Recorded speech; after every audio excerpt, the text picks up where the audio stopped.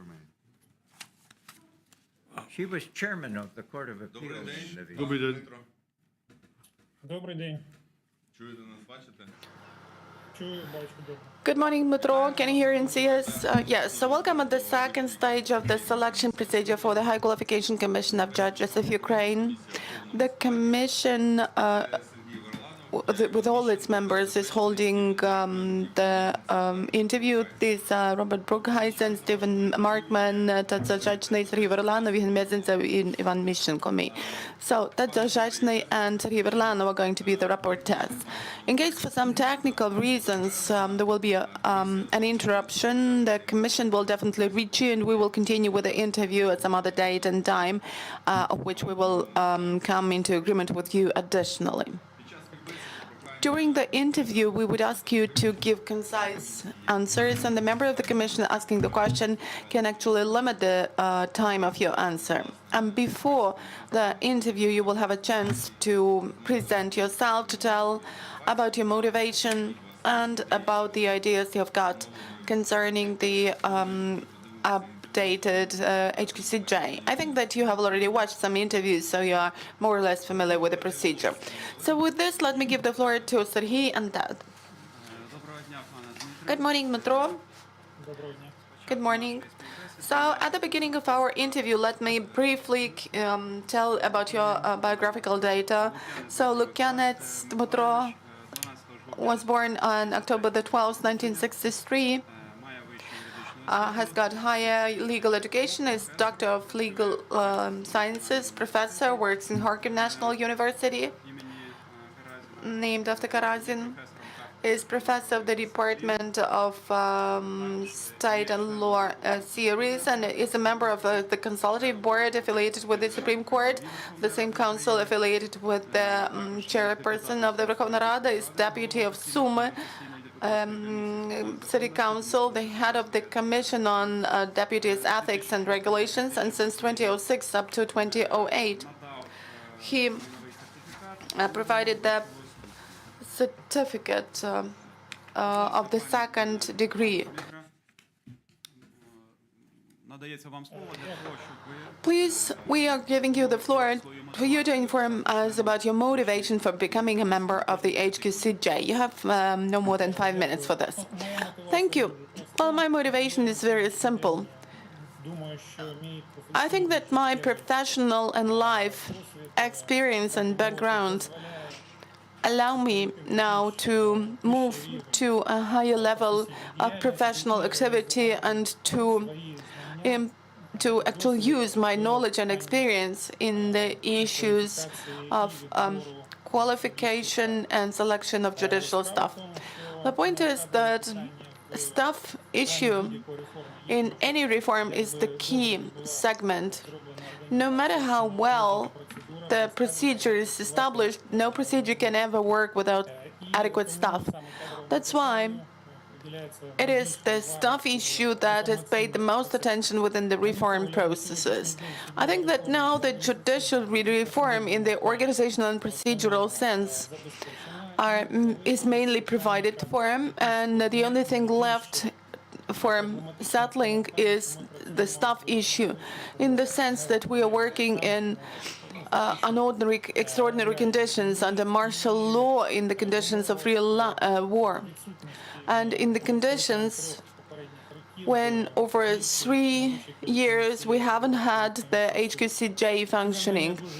This task is highly responsible, and we need to treat it with the proper understanding of the importance of this issue, and with the readiness to really work for quite a long period of time, very intensely, at this problem. Besides that, over the period of my teaching, my lecturing at educational institutions, I've been, by the way, teaching also professional ethics of lawyers over the recent 2 years. So over this period, I've got a certain vision of how the assessment system for integrity could be established, it being based on transparent and clear criteria. Besides that, I've got the required experience of cooperation or interaction with the judiciary in many issues, over 11 years, since 2011, I've been a member of the Scientific and Consultative Board affiliated with the Supreme Court. I've prepared about 70 scientific opinions, mainly in the administrative jurisdiction and civil and commercial one, which means that I know the problems judges are facing in their practice. I've got the practice of representing the interests of different subjects in courts. At this stage, it was back at the stage when there were no attorney at law monopoly introduced. So I know what the problems are. I keep monitoring the problems. I'm moving all the time. I've got scientific publications dedicated to administrative court proceedings. That's why I think that I can actually be a member of the High Qualification Commission of Judges of Ukraine. Thank you. Let's go over to the first round of questions. Please, could you tell us, Dmytro, according to your declaration, the person who has some functions of representing the state for 2021, you indicated that in June 2021 you purchased a car. You started owning a car, the cost of it 620,000 hryvnias. But along with, according to the materials the Commission has, your income in 2020 was 262,000 hryvnias, and in 2021, 381,000 and something, which is in total the cost of the car, almost. So the question is absolutely logical. What was the source of origin of the income for which you purchased the car? Well, part of the money came from the sales of the previous car. I had Renault Duster for 8 years, 13 year of issues, and some of the savings were used for that. The point is that I've been working for quite a long period of time, and according to the pension funds information, I've got more than 3 million hryvnias of income. So I didn't have any major purchases, like purchases of apartments or any other costly and expensive things. And my wife used to work, she worked till 2017, and she also contributed to the family budget. So it was easy for me to make some savings and then to buy the car. And did you indicate those savings in your declaration? Well, the point is that as of the date of declaration, the income was no longer, the savings were no longer there. I had already invested the savings into the car. I need a car because I often move from the city to the village or in the opposite direction. I spent half of my life in the village, in the rural area. Now we bought a house in 2009 in the village, and my mother keeps living in the city, so I need to move from the city to the village all the time, so I had to spend the money to buy a car. Clear, your explanations are clear. Thank you. Please, the next question. So according to the e-control certificate, you are the founder of the We Sumy Residents organization. And according to the data you have provided, you actually have not indicated this. So why now? Why not? I did not indicate it because I have forgotten about the existence of this organization. The organization was founded, if I'm not mistaken, in 2014 after the Revolution of Dignity. Well, I got the proposal to participate, to create this organization. It was the local level organization, and it was established for the sake of exercising public control over the activity of local self-government authorities, all the more that I had some experience of working as a deputy in the local council. Yeah, it's clear.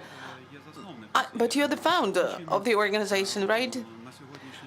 What about the current termination of this organization's activity? Well, from the certificate I've found out that it still exists. But in fact, well, it was established, but after the events of 2014, it actually stopped its activity. The point is that the certificate mentions that you are the founder of the organization. Yes, I am. And it's not like a member who can just write an application and withdraw. You just are the founder, and you don't even indicate that it currently exists. I can see by the registration data that it exists, but it so happened that we founded the organization, but it failed to function. All the more that later, since 2014, I've been working at Kharkiv University, and I don't have that much to do with the Sumy region. Clear. So here is the next question. From your CV, we can see that you used to work in the prosecutor's office from 2007 to 1997 to 1998. It was the prosecutor's office in Sumy region in different positions, and then you left. You went to the research activity. What was the reason for the change? Well, the change was caused by a number of reasons. The point is that I had a situation, I don't know whether this is a conventional or not conventional, but I had this situation, I faced it. I was hired by the prosecutor's office, and I was the prosecutor of the unit of legal supervision. And then it changed the name, but the essence of the work was not changed. And in the spring of 1998, if I'm not mistaken, it so happened that the head of our unit got into hospital for a long period of time, and I was appointed acting head of this unit. And there was a problematic situation. The unit staff somehow were against my appointment, and there were some kind of sabotage and diversion actions. I was supported by one person only within the unit. So within 3 months, we somehow had, me and this person had to work for the whole unit. If you have ever worked in the prosecutor's office, in particular in that period of time, you know what it looks like. A lot of inspections, a lot of checks, a lot of documents about initiation of court proceedings and things like that.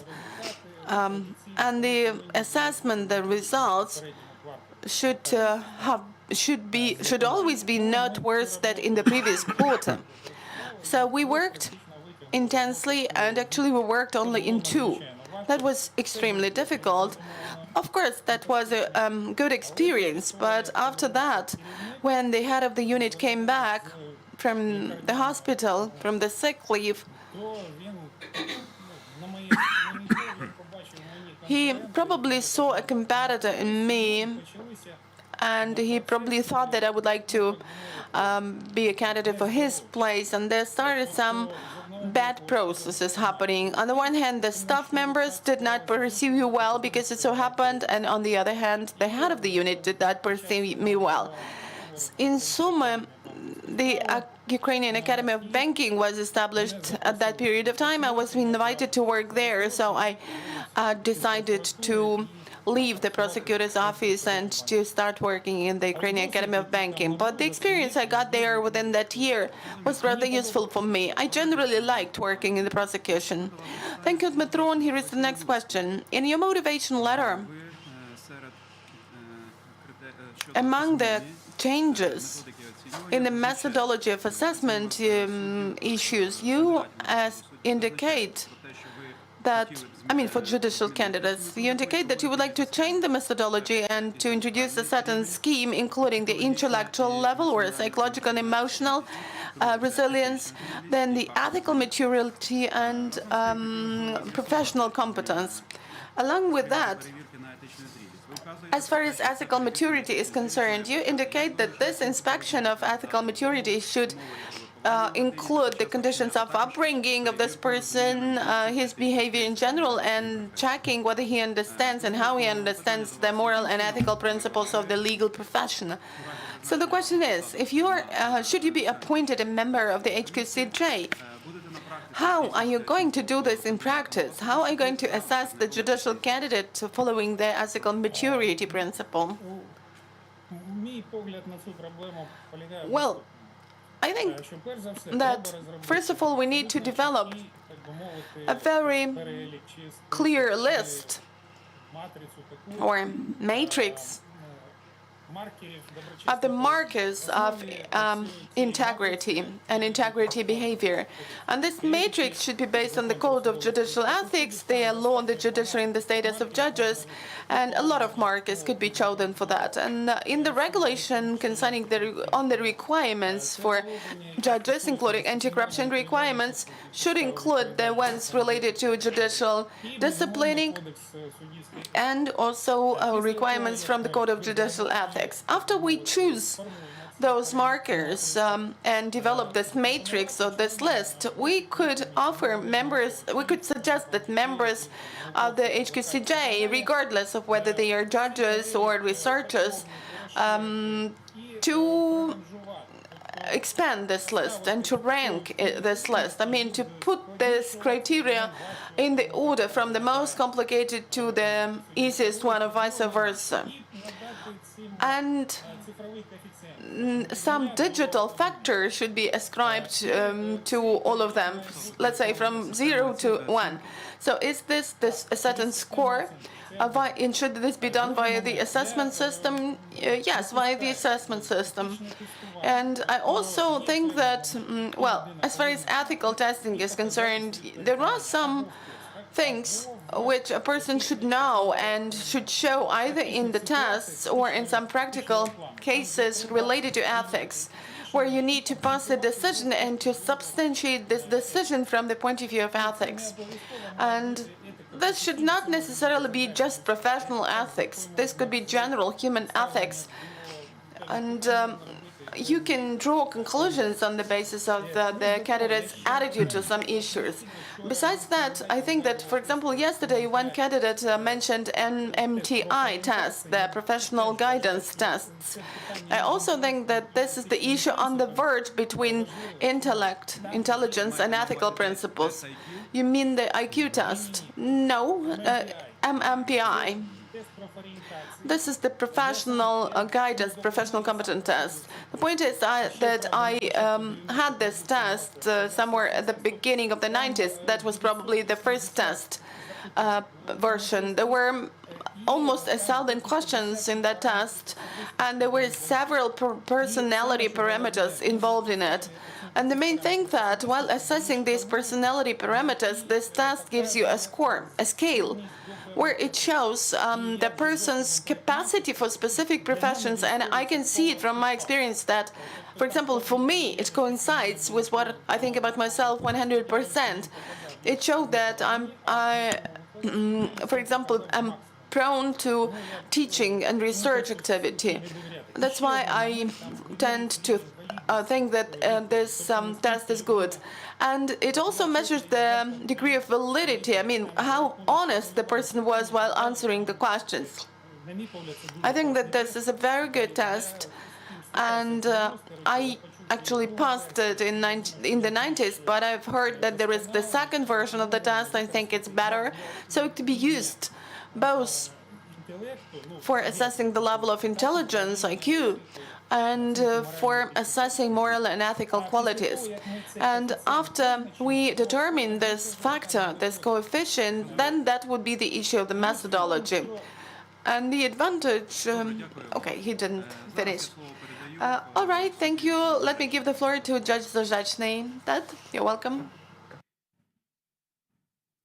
Yes, good morning, Professor Lukianets. I was looking at your work history, Professor, and as you are no doubt aware, the HQCJ is responsible to assess candidates for all of the courts. And it has already been noted that for the most part, the courts of first instance are some of the largest courts in Ukraine in terms of numbers. Yes, you were a prosecutor for about a year, and that was 25 years ago, if my mathematics is correct. And you are a distinguished consultant to the Supreme Court, providing scientific opinions in the law. But I have concluded from your biography that you have spent very little time actually being in courts and working with judges in the consideration of cases, other than in the Supreme Court as a consultant. What experience or acquaintance do you think will be relevant to your work if you are a member of the HQCJ? Not having a very long or consistent opportunity to work in the courts.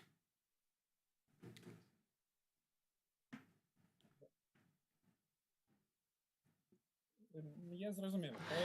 I've got a question, thank you. The point is that I've got this experience, but this function was not my main function, that's true.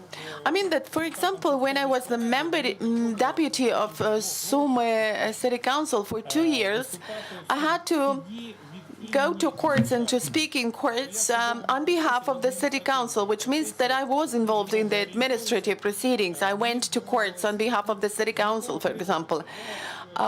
When I worked in this consultative board as the head of the Commission on the Legitimacy of Deputies' Ethics and Regulation, I paid attention to the fact that the legal service of the City Council is absolutely indifferent to court proceedings. I mean, it is not advocating anybody's interest. They didn't have motivation. Their salaries were low, and their salary did not depend on their performance, so the staff members of this legal service of the City Council were not active in courts at all.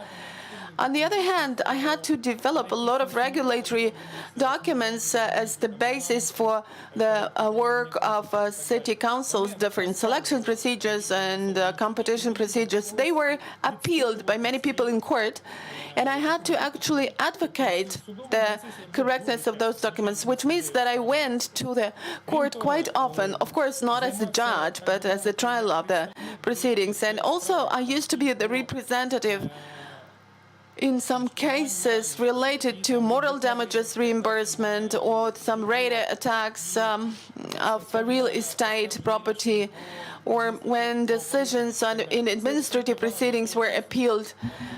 It lasted before until the time when the lawyers or attorneys at law monopoly was introduced. After that, I could not do this. But so I mean that I have not performed any judicial functions, of course, but I participated in the work of court, in the court hearings quite often. And now I have to work with the Supreme Court, with the Cassation and Administrative Court, to be more specific. I've got some publications on administrative court proceedings. And since the beginning of my research and scientific activity, since I presented the PhD thesis in the Institute of Koretsky, the theory of state and law, and I was witnessing the ideological changes in the administrative court proceedings, and I remember Mr. Stefanuk's, who was the deputy of the judge, presentation, his thesis. He was also dedicated to this issue. My scientific supervisor had to deal with those problems as well, which means that I was actually following the process from beginning till end. And I'm now also studying the issues of administrative court proceedings, and within the activity of the scientific and consultative board affiliated with the Supreme Court, I would say that I have to deal with a lot of requests coming from judges of Cassation Administrative Court, and probably not from criminal court, but there have been some cases and some requests coming from them as well. From the Grand Chamber, requests keep coming. So I think that I actually am rather well aware of the activities of judges and courts, both from the outside and from the inside. And lack of my own judicial experience could still be compensated by the fact that 8 members of the HQCJ will be judges. Yes, thank you for your answer. In a somewhat related theme, in assessing your background and qualifications and the contribution you could bring to the HQCJ. We have heard a great deal from a number of candidates respecting their involvement and participation as volunteers and as lecturers with the National School of Judges. Now, I understand that there is a branch of the National School of Judges in Kharkiv.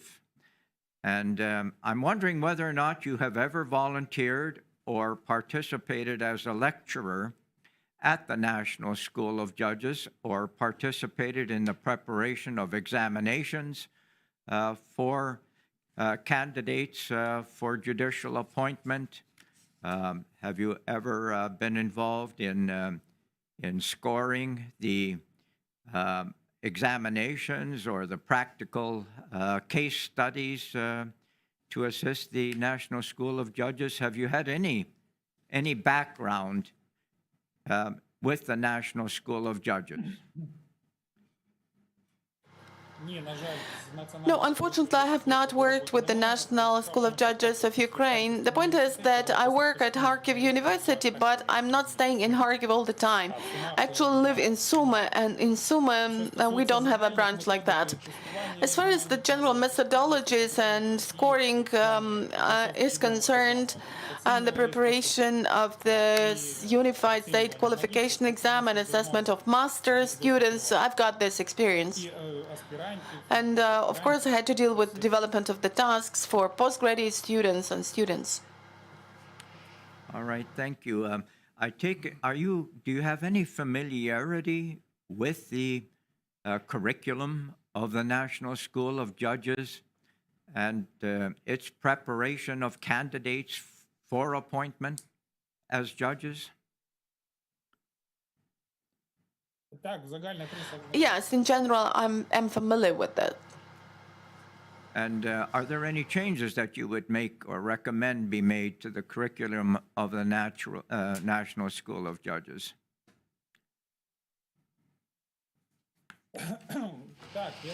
Well, I think that I could suggest some changes. I have my own concept of how lawyers should be trained in general, in particular, how top-level lawyers should be trained, like judges. I think that as far as the basic skills are concerned, there are 3 basic skills that need to be trained. These are legal qualification, legal argumentation, reasoning, and legal communication. And they're, of course, based on legal erudition, plus the moral and ethical component, which is a little bit different aspect. And I think that a judge requires all those sets of skills, and the skills should be developed like art, not just craft, but art. And I've got some vision of how we could do the training in terms of legal reasoning, because I think that this is one of the basic skills of a lawyer, of a judge, and I actually face it in the work within my work at the Scientific and Consultative Board, because the main problem there is the problem of giving arguments, of reasoning. You have the idea, and you need to provide arguments to substantiate the idea. And legal qualifications sometimes could be intuition based on could be based on the experience and knowledge, but sometimes you need to really substantiate the idea. So the skill to substantiate something, in particular when it is a principle-based case. I mean, it's settled not on the basis of some norms, but on the basis of the principles. And you can see that this trend is becoming more and more fashionable, that we take into account not just norms, but the principles, because of the fundamental changes in our judiciary. I can see this by court decisions. It's not easy, and it's difficult to teach somebody to do this. So I've got some developments on how assignments should be developed and how you could actually develop these skills of legal reasoning using even the laws of logic. The ability to take logical aspect into account. This could all be built into a system of skills for reasoning. I had some stage in my life when I was a lecturer in Poland. And I saw the code of legal reasoning there, which is a good thing. I came to like it. This is not the legal code, but this is just the theoretical code, which was meant more for civil proceedings. But anyway, it could further be developed for other fields of law. Yes, thank you for your answer. I have one last question, and I hope you're not offended by this question. You have had 42 years of working experience, as you report in your biography. 26 of those 42 years have been experience in the law. You have had a very successful and a very full and a very honored, I may say, career as an academic professor. The workload of the High Qualification Commission, as I expect you are aware, that members of the HQCJ will be facing when they return and the HQCJ is established. There have been over 3.5 years now of accumulated vacancies. There are a huge number of judges that need to be requalified, etc. So the workload will be for the next 4 years, which is the term of the HQC members, very, very substantial. With your many years of work and your work in the law and your age,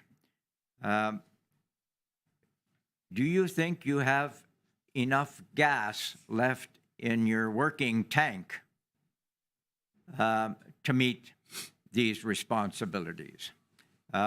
People with this kind of experience and work history are starting to think about retirement. So I wonder if you could share your ideas for your future.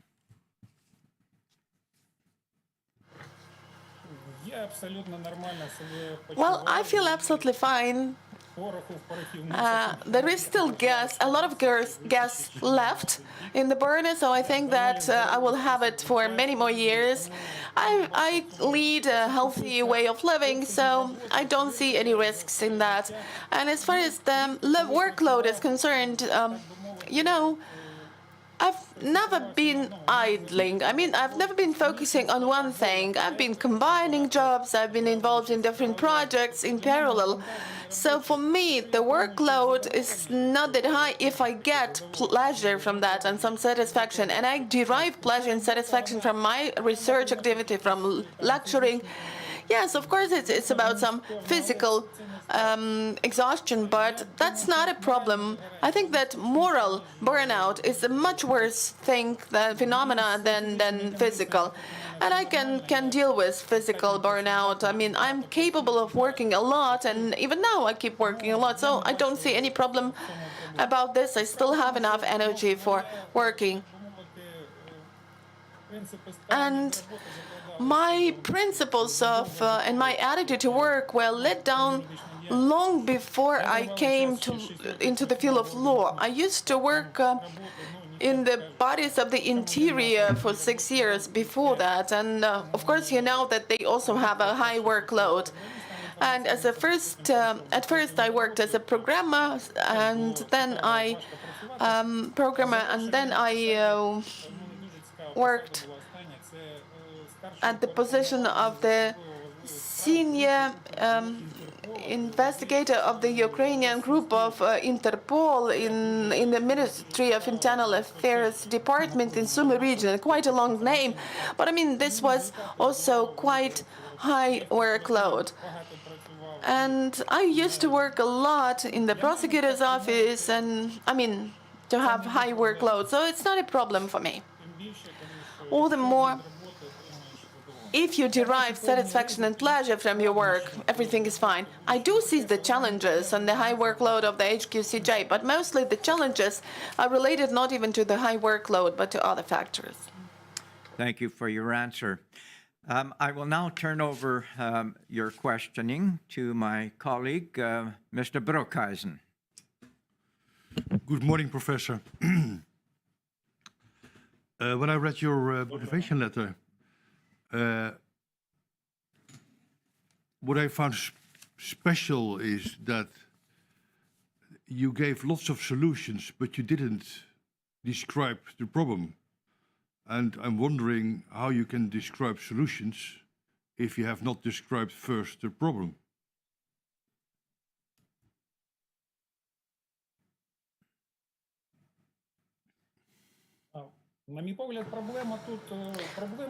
Well, in my opinion, the problem is obvious.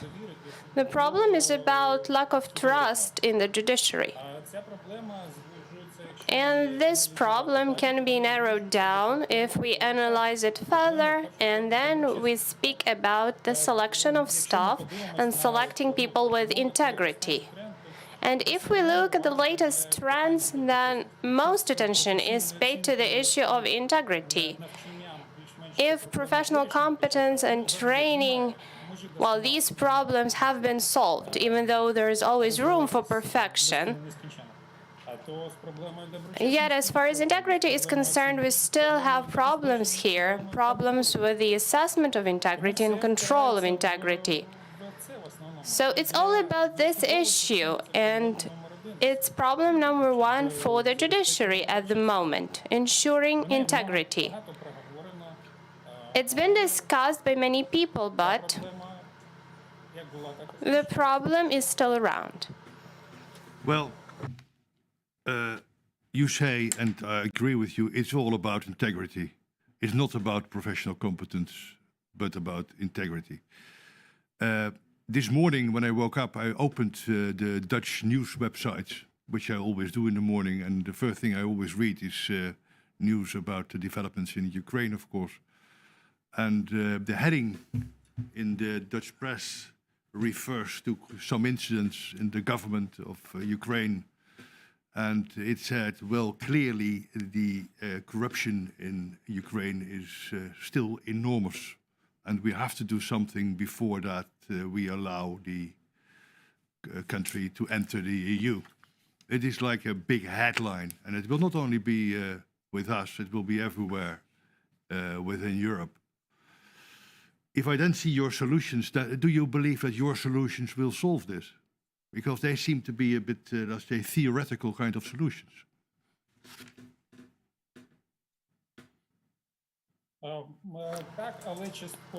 Yes, I think my solutions can help fight corruption, but only partially. Corruption is a comprehensive issue. Fighting corruption and preventing corruption should start from the top, from the political will of the people managing the country, the government. If they don't have this political will, then our fight of corruption will be a failure.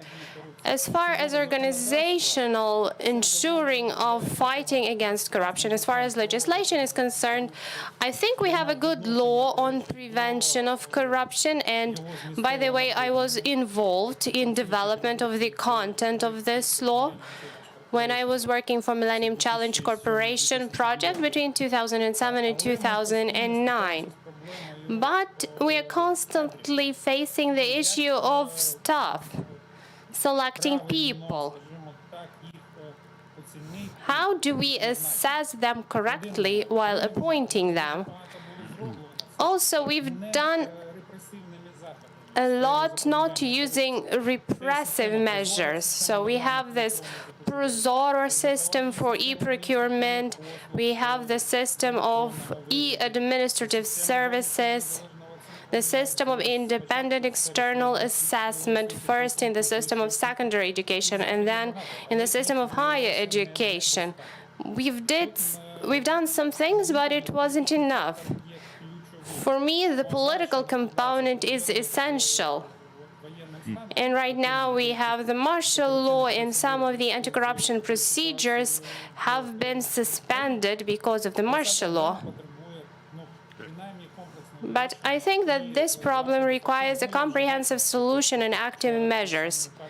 And we saw the decrees of the president from yesterday, his response to some corruption scandals. So something is being done, but it's not enough.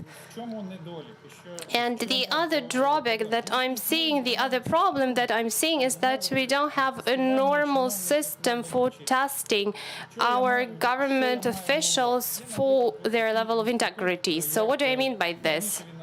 Yeah, you have specified this in your motivation letter. First, I would like to ask you. You have been a professor for quite some time, and I'm told, and of course I'm not sure because I'm a foreigner. What do I know? That also in universities in Ukraine there's quite some corruption among professors who sometimes are bought by students. And what did you do to change this, if it exists, of course?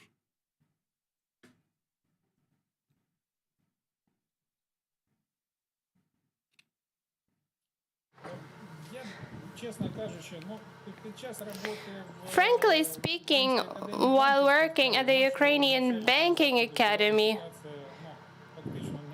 we had a reputation of a high educational institution without any level of corruption. We've never had any scandals. Maybe some occasional people, there were allegations against them. As far as my current alma mater is concerned, the Kharkiv University, I've never heard about cases like that. Obviously, there may be some people, but with the introduction of the new assessment systems and students entering their master's program via the system of independent external assessment, I think we have eliminated this element of corruption. We only have the testing. And also the final exams take place in the same manner, so there is no need for you to bribe anyone, because you will still have to pass the independent external assessment, and it will work in the same way as it should do.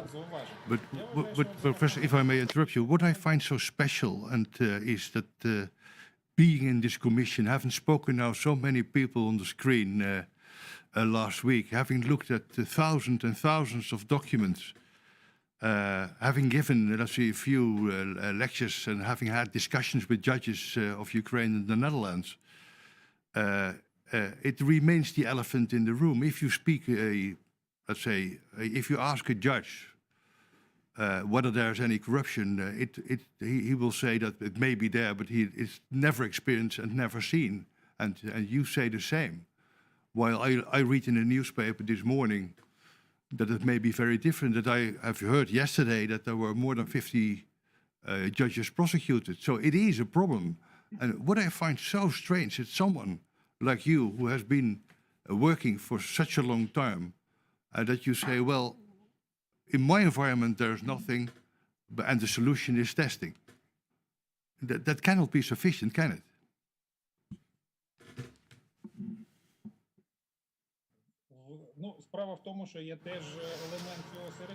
The thing is that it's also about the environment. If I'm working in this environment, I have a way to make an impact. So within the environment where I'm working, there are no instances of corruption.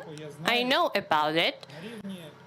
But on the level of information coming from outside sources, we do know that it exists in other places.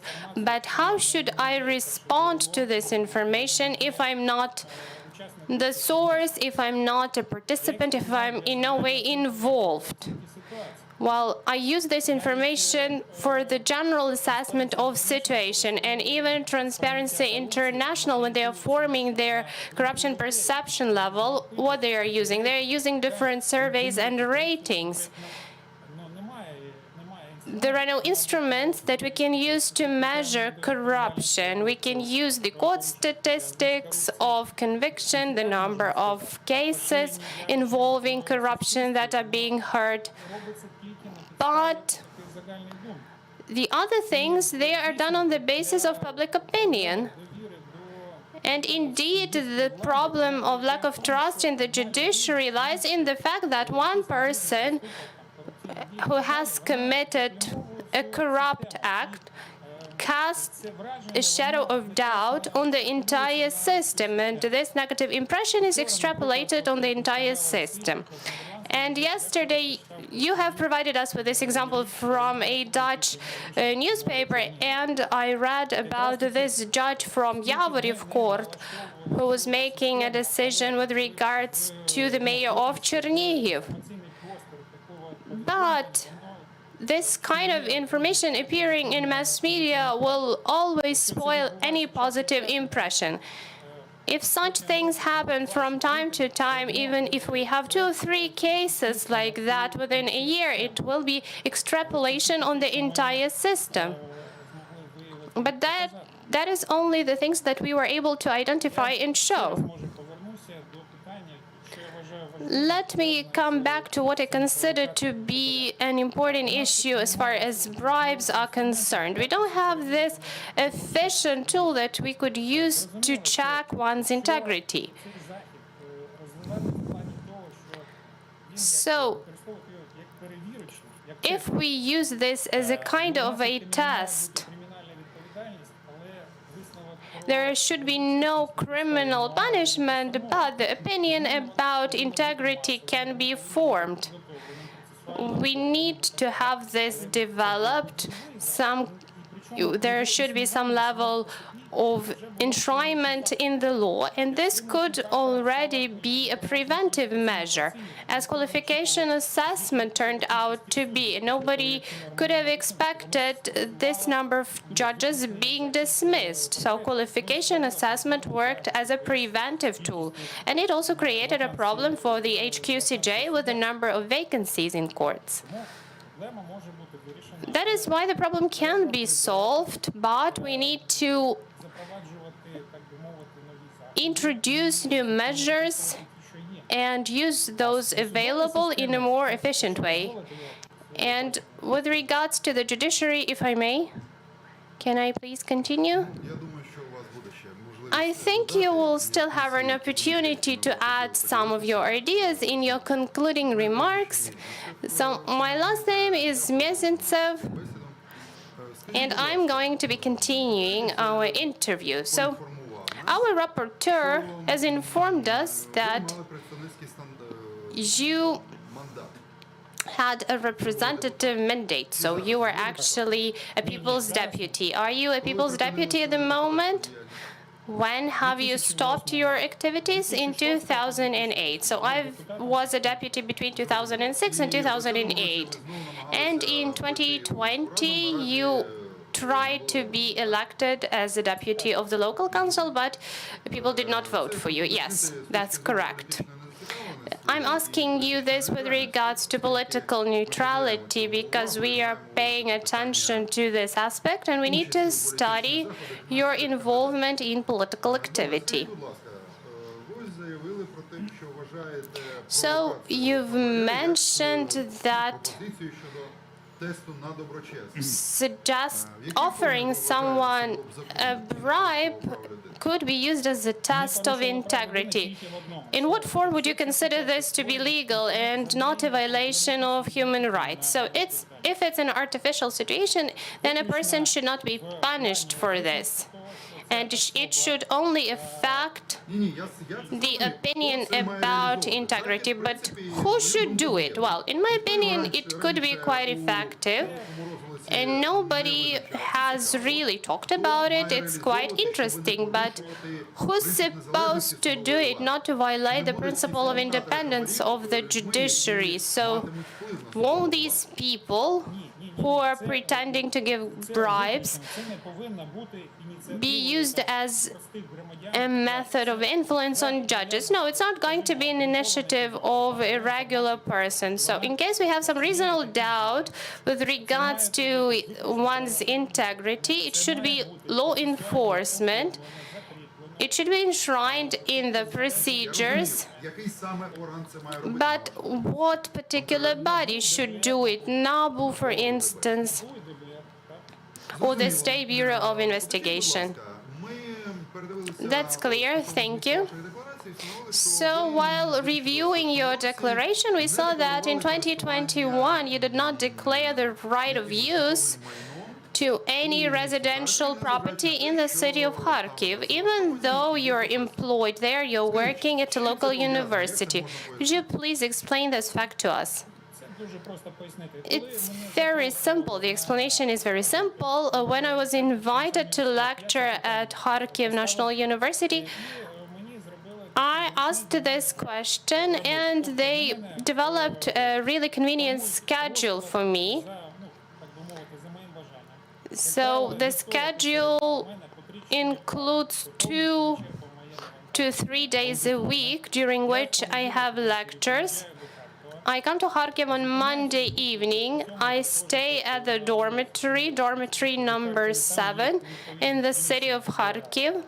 There are some rooms there where you can stay. So I stay the night at the dorm, and on Wednesday evening I take a bus and travel back to Sumy. It's 2.5 hours to travel back, a distance of 170 kilometers. And if I need to show up for sessions of the department, I can travel back and forth within a day. It's not a problem for me to travel by bus. Thank you, that's clear.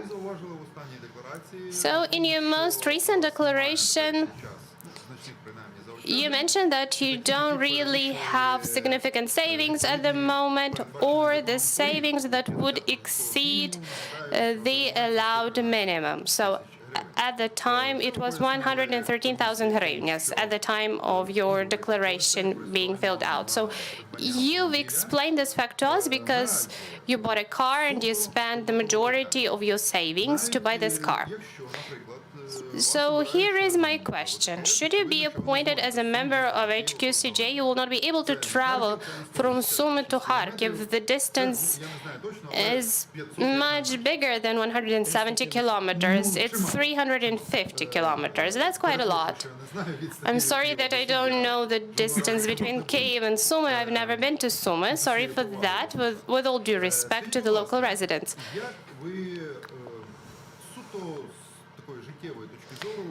So this is a very practical question. How are you going to solve this traveling issue in view of the fact that you don't have that much money in savings? As far as I know, the salary of an HQCJ member will be enough for me to rent an apartment in Kyiv, and I don't intend to buy anything in Kyiv. I think I can rent an apartment for 4 years. As far as the price of rent is concerned, this will account for 1/4 of my salary. So you have already monitored this question. Yes, okay. It's good that you are prepared. My next question. As a professor and as a person who has on many occasions delivered lectures on administrative law, as far as I understand, it's your area of interest, and in the Code of Administrative Justice we have this principle, the presumption of guilt of the government authority. So it means that it is up to that government agent or government body to disprove the allegations put forward against them. So, in your opinion, as a theoretician, as a lawyer, do you think that this presumption foreseen by the law is a violation of the principle of equality of parties? And do you think that this difference in the rights and duties of the parties is a kind of discrimination? Я б трошки по-іншому дивився на це питання. I would look at this issue through a different lens. On many occasions in my papers, I mentioned that I don't really like the very term, the presumption of guilt of the defendant. I think it's the principle of fairness of allegations. And I do believe that we can have this principle as part of administrative justice in view of the initial inequality of parties, because somebody representing the government usually has a different position than a regular citizen. We are talking about administrative relations. Plus, while working as a people's deputy, I had to prove the lawfulness of my decisions, and I consider this absolutely correct as somebody representing the government. Because as a government official, you need to understand why you are making this decision, and you need to motivate your decisions. You need to explain why you believe that the act adopted by you is lawful. And from here, we do have a problem of representation of the government in court, when it's hard for the government agent to prove the lawfulness, because the person representing the government may not be aware of the motives of the additional arguments involved in making of the decision.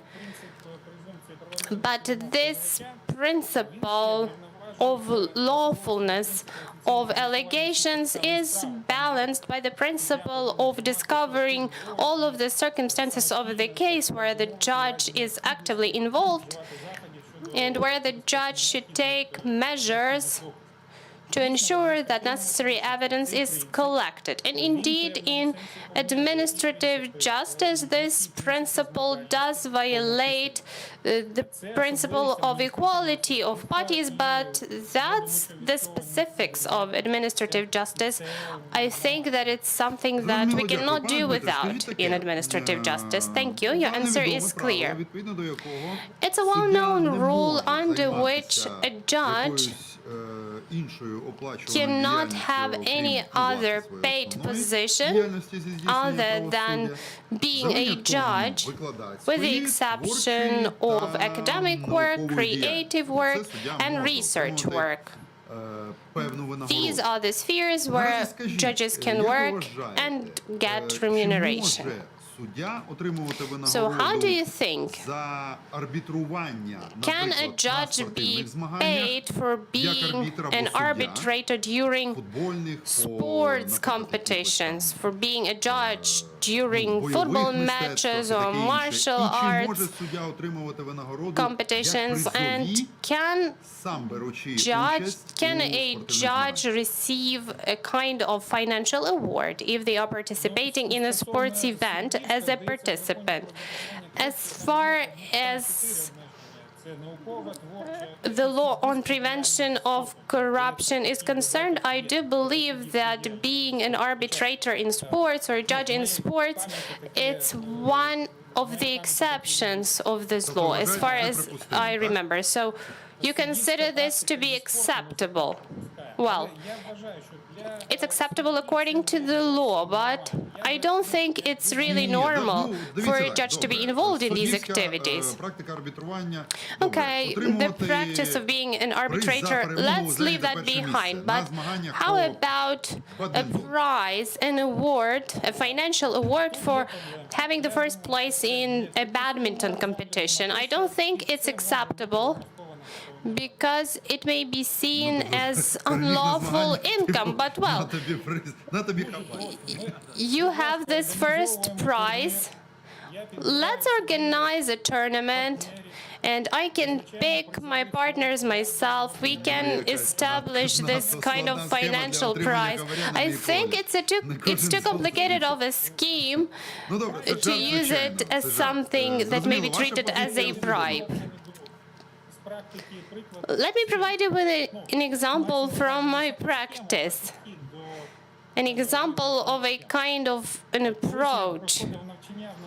I used to study at the National Bank of Ukraine. There was this kind of training, and there was training dedicated to money laundering, to laundering of illicit income. And we had trainers from Great Britain and the US.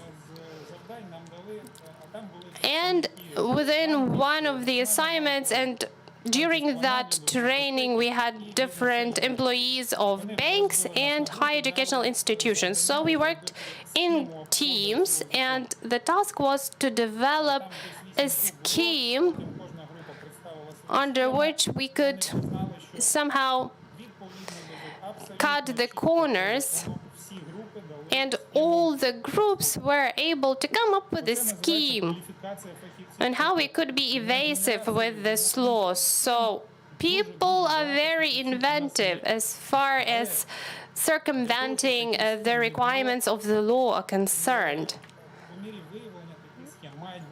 For us to be able to prevent this kind of behavior, we need to have some preventive measures enshrined in the law. I do believe that our legislation is too complicated for this very reason, because we are trying to include these preventive mechanisms into the law. I'm saying that an intelligent person can use these schemes to circumvent the requirements of the law. Thank you. Thank you. Your answer is clear. Thank you for your participation, Professor Lukianets. It's good to have you here today. My recollection is that you offered a letter of recommendation for a competing candidate in this competition. Is that correct?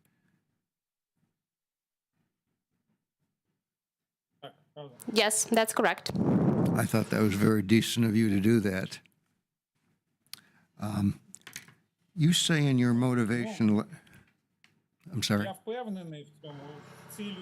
I'm sure that the candidate is a decent person, and I will be very happy should he be appointed. Well, your letter certainly has carried weight given your own background and reputation. You say in your motivation, Professor, that we have two principal components to our competition: the professional and the ethical or integrity components, and you say that preference should be given to the ethical component. I don't disagree with you in any way concerning the importance of that component, but I don't understand what the purpose of that prioritization is. These are not in competition with each other in any way. It's not as if an individual can have both a very high professional and ethical component. What is the point you're trying to make there by saying that one is more important than the other?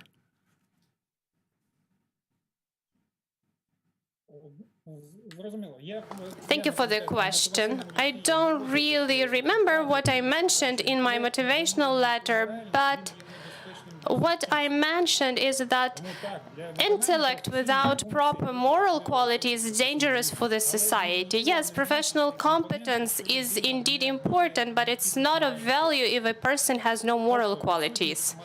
So lack of moral qualities completely negates availability of any high intellect. I don't disagree with...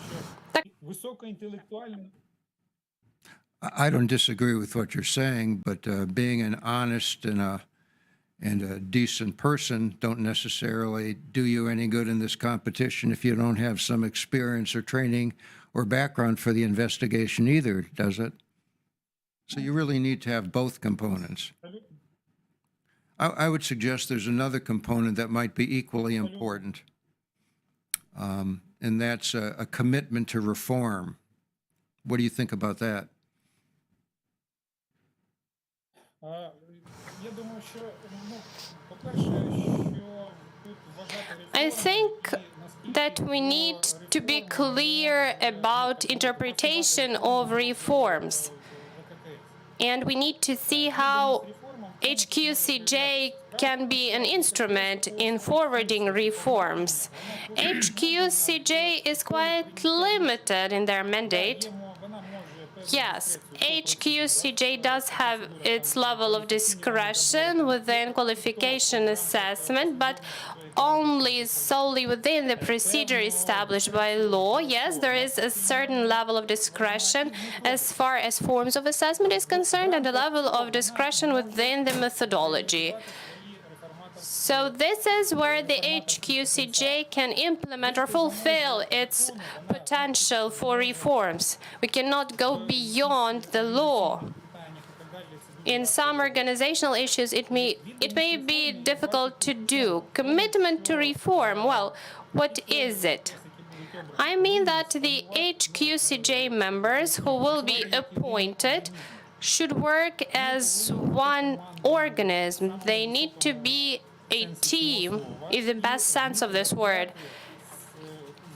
And they need to be able to come to uniform decisions rather quickly. I think it may be problematic. Problematic in view of the fact that half of the composition are judges and the other half are lawyers. I think there will be a difference in the professional mentality of these people. Plus, judges who become members of HQCJ, they still are part of the judiciary. So they are judges who are on a business trip while working for HQCJ, and after their mandate is over, they return back to their courts. And that also has its imprint. And for lawyers, that's not the case. Lawyers are more free in their choice as to what they'd like to do. And this is something that I consider to be the major problem. To fine-tune this commission, to set it on the path of reforms. That's why I think we need to overcome this contradiction and form one team so that this team looks in the same direction. I think there may be different approaches towards different issues, but we should always be able to come to a uniform decision. If we are able to do it, it will be very good. The thing is that we're using the legislation of the peaceful time. The law on judiciary and the status of judges can work normally under the circumstances during which it was adopted. This law doesn't take into account the current circumstances, the martial law, the blackouts, the missile attacks, the remote procedures that we are currently having, because some things can be done in a remote way. We need to solve this problematic issue with the formation of Kyiv City Circuit Court. And it's a complicated issue because we need to have a really serious qualification assessment there to be able to select the staff. So the number of issues is quite long. But in the end, everybody needs to be set on reforms, needs to be set on the improvement of the process in such a way that we get a result. We can look at the state anti-corruption program, and yesterday the deputy head of an ACP had a speech during the first meeting of High Council of Justice. He also mentioned the qualification assessment. I may only have one question if you don't allow me to interrupt you at this point. You've given me a good answer, and I think you're very insightful in suggesting that there may be some tensions on the commission in light of the fact that the law requires that half of them come from this background and half of them have to come from a different background, and they may run into some trouble in that respect. Concerning that, though, how do we unite them in terms of a larger mission? As I read your statement of motivation, I have to be honest, it strikes me more like your motivation is that of engaging in a larger experiment in terms of some of your academic beliefs then a more, I guess, a more tangible sense of mission or a calling in terms of what it is you want to achieve here. You say that your principal desire, the key component of your motivation is to implement the experience, knowledge, and beliefs that I have accumulated over a long period of professional activity in the field of the law. I think that may well define a very significant motivation or mission, but it does sound a little bit like a clinical experiment to me. Can you help me understand just a little bit better your personal motivation?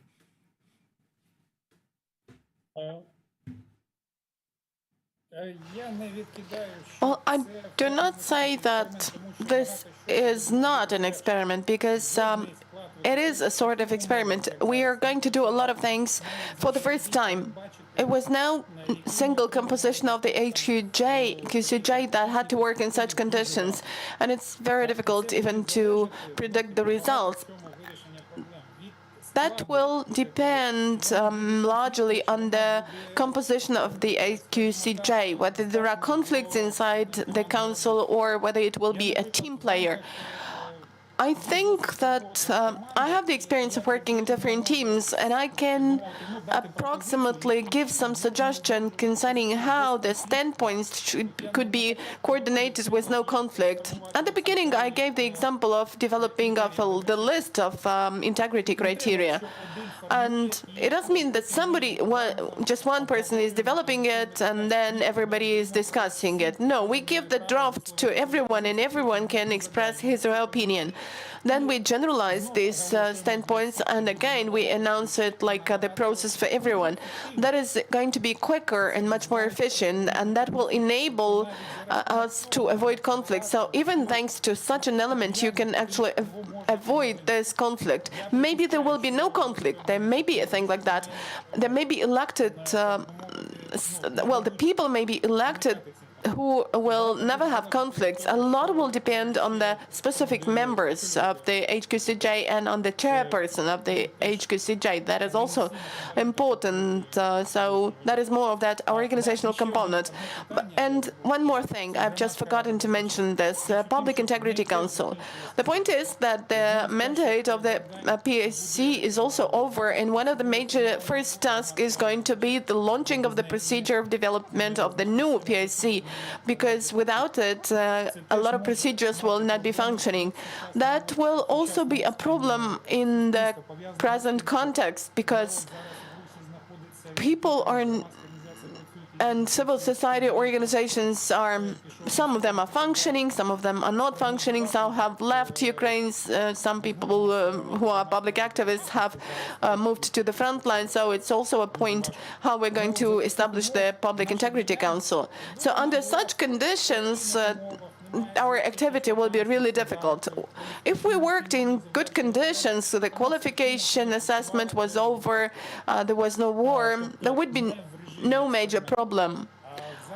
But since we have a lot of vacancies and we have a lot of challenges, anyway, there will be some experiment because we don't have any previous practices of functioning under such complicated circumstances. Well, Professor, you focus on the ethical or the moral component because you say that looking at matters of professional competency involves a more objective analytical process, but when we're talking about the assessment of integrity and moral and ethical qualities, you believe it's a more subjective process.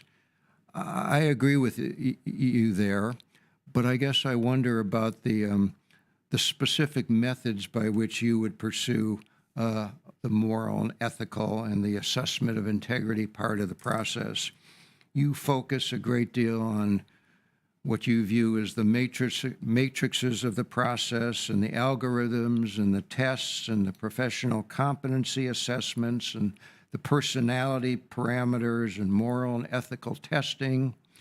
One thing you don't mention anywhere is exactly what we're doing at this moment, which is interviewing candidates and looking them in the eyes as best as we can in the course of a remote analysis.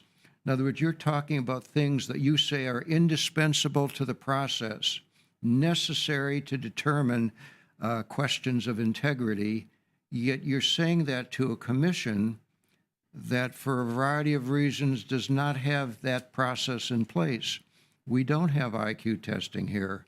We don't have moral and ethical testing. We don't have an assessment of personality parameters. But we are trying to do our best nonetheless to determine whether you, Professor Lukianets, are somebody who should be elevated to the process of looking to the entirety of the judiciary, those who sit on the judiciary today, those who might sit on the judiciary tomorrow, and determining whether they're people of the highest character. Are we making a mistake, or are you making a mistake in what you say is indispensable to the process?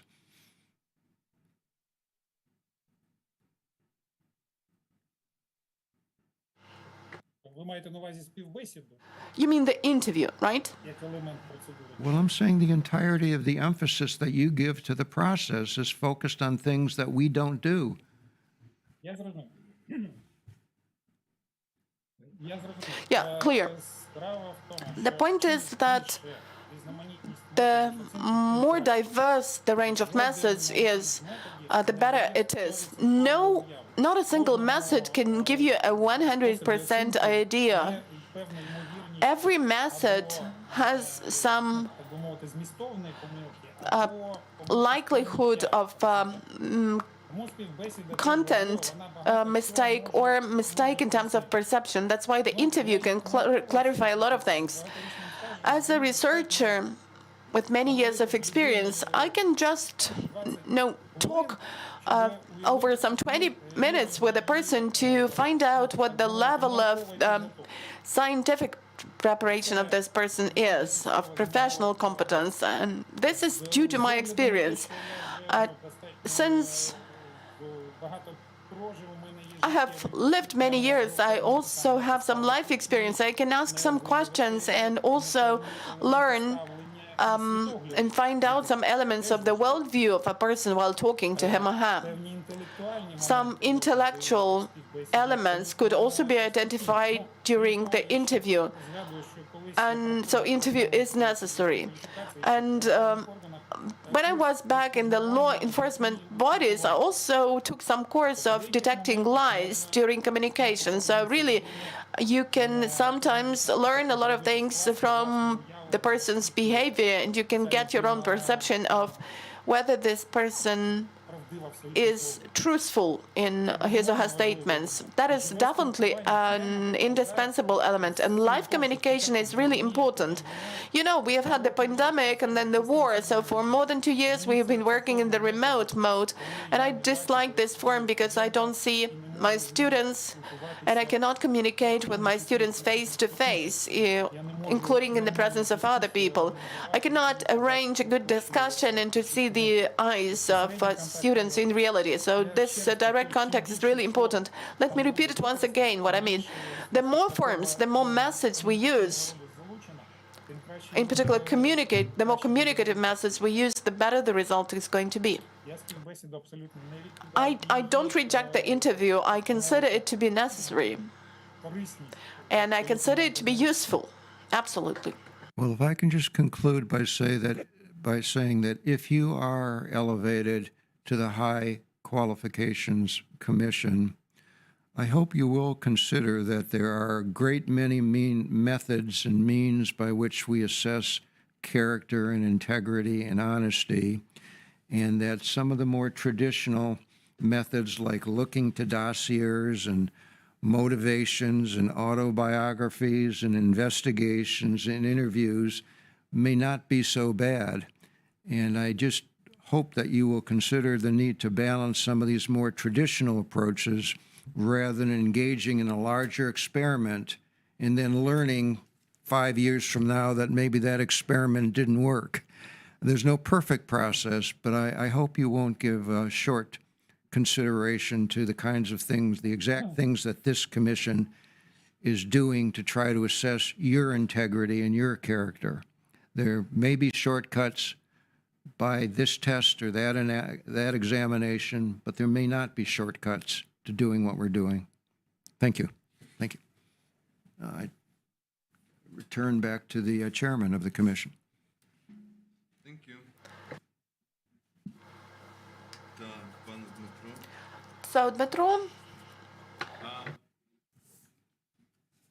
Ви в мотиваційному листі in your motivation letter, you mentioned the need for перевірки на етичну зрілість. having an ethical maturity Особисто examination. в мене, от коли я читаю When I цю частину, де ви розповідаєте come про across етичну зрілість, this в мене notion and read this part, it looks like anti-utopia. правильні, такі з Some такими very, very correct ideas, but it shows that very good candidates can pass and wrong candidates can be left somewhere in the periphery. Could you explain the context? Well, the context is very simple. Я вважаю, що I think that для того, щоб людина for a person сповідувала доброчинність, to confess integrity in his or her daily life and professional activity, the person should be convinced that this is really necessary. ну, я, вибачте, як викладач, Well, sorry, I'm a lecturer. That's why I can recall here their concept of all those series of legal and illegal conduct, like conformism and other things. So the realization comes starting with the third layer. є усвідомлення. The third layer, which is conscious legal conduct. You also have marginal and conformist conduct, but it's a long stage. You cannot reach the third stage through those stages. It takes long, and we cannot allow this to happen. We don't have that much time. We should work with the candidate who is fully developed. I think that the person is fully developed starting with the age of about 30. The person knows what is good, what is bad, how he or she should behave. And Впливає мотивація на заняття. then the motivation for judicial activity stems from this. Yes, I understand what you mean. I've got the answer to my question. Thank you. And ви, мабуть, чули, що you've probably heard that in the Ukrainian society, we often say that we want to live as in Europe щоб не було корупції, with no corruption, but якщо що, допоміг. for my relative to help me in case something happened. От ця Don't you think that this concept руйнує, чи цей destroys, в українському суспільстві, він трошки руйнує or rather this view in the Ukrainian society kind of destroys your clear concept about the third level of realization of the legitimacy of your conduct? Of course it does. Nothing to be done about that. We have to work with the people we have. We are Молода в still a young nation in the sense of our mindset, mentality. ментальність радянського періоду. We still have this mindset of the Soviet period. Певний слід. It has left some imprint on all of us due to our parents or due to different processes happening. But anyway, we should be striving for the better. Ми не дійдемо If we do not reach this third level, well, we won't have any happy future. Okay, clear. Anyway, we need to go towards improvement. Okay, your standpoint is clear. Thank you for your answer. Are there any other questions to the candidate? So, Dmytro, our interview is about to finish, ми надаємо вам можливість and let me give you the floor for the concluding speech. What would you like to say in conclusion? Хочу подякувати I would like to express my gratitude to the Selection Commission for very interesting communication, useful for me, and I hope useful for the people who have been watching the interview. And I would like to address those people who will be happy enough to reach the finals and to become members of the HQCJ. I want to wish them confidence and inspiration. так би мовити, стати командою в хорошому смислі. Let you become a team in the positive sense of this word, Довести оцей експеримент до and let your team lead this experiment to the successful end and